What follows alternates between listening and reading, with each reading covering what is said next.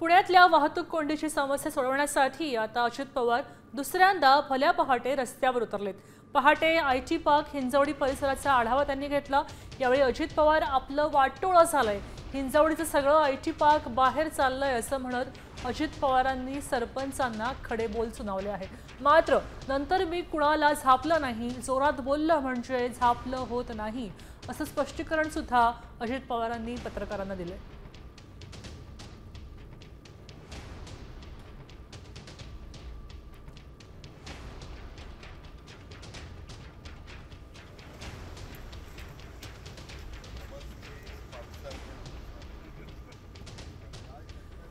अजित पवारांनी आता पुन्हा झापलंय।